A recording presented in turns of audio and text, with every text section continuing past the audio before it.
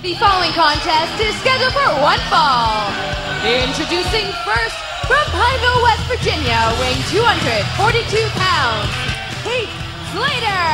Welcome back to FCW Television. Byron Saxon alongside Wade Barrett. And how eerily fitting is it that just after we see Michael Tarver, we see the man who has mysteriously and bizarrely been aligned with him at times, Heath Slater. Well, very, very peculiar alliance in recent weeks, Saxton. It seems to pay off some weeks, in other weeks it doesn't.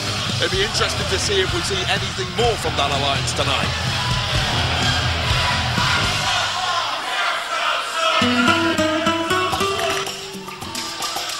Introducing his opponent, from Mexico City, Mexico, weighing 235 pounds, Alberto Banderas. Well, this contest is a rematch from last week when Slater met Alberto for the first time, and many folks were surprised that Alberto was able to come out with a victory.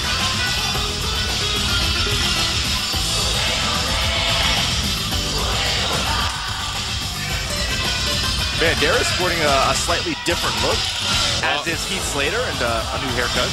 Well, Heath Slater, I had a chat with him before this matchup. He said he went to Keith Urban's hairdresser, whoever Keith Urban is. Keith Urban's hairdresser, are you serious? That's what he told me. Some sort of country and western singer, I believe. I think it's an American thing. I think it's an American thing. Not my kind Maybe of it's a Heath Slater thing. Well, Slater actually felt insulted after that defeat at the hands of Alberto Banderas, requesting this rematch.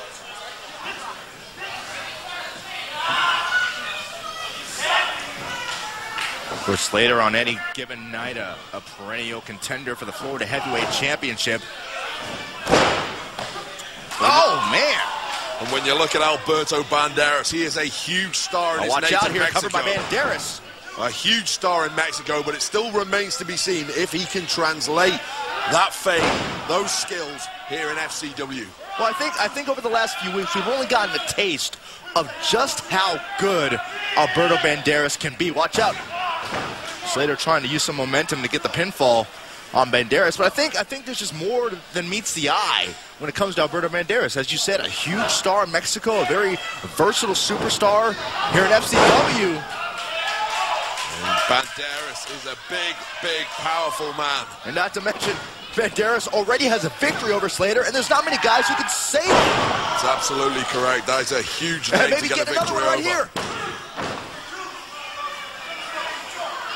But the unique thing about Banderas, despite his size, despite his power, he's so balanced and poised on his feet. He's like a ballet dancer at times. Oh, I don't know if I'd align him with being a ballet dancer, but that was interesting.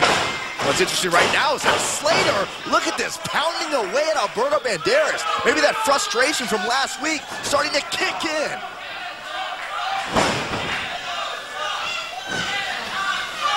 Slater now trying to end things early. Slater, the red-haired rebel, believes he has it. Well, there's a lot of housewives in the Tampa area who believe he has it as well. Believe me, Saxton. What do housewives have to do Heath Slater rivals Gene Simmons when it comes to the number of female conquests that he's covered. Well, there's something to brag about. Is there a little jealousy in your tone?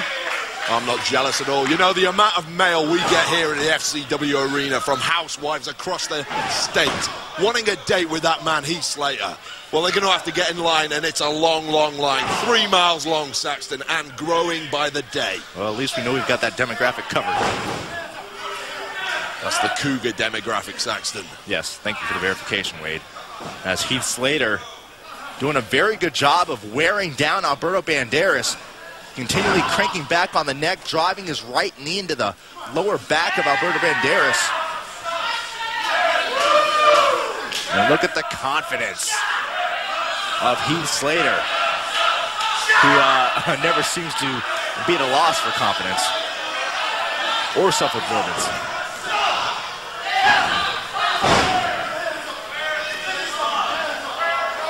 Slater believing that win was a fluke by Alberto Banderas. He pulled the hair, Saxton. We all saw it. Why isn't the referee doing something about it? Well, Slater cut it. It's still usable. They didn't cut it short enough. Oh, a short arm power slam. Banderas almost made it 2 wins. Out of nowhere, Banderas exploding in rage. Alberto Banderas firing back.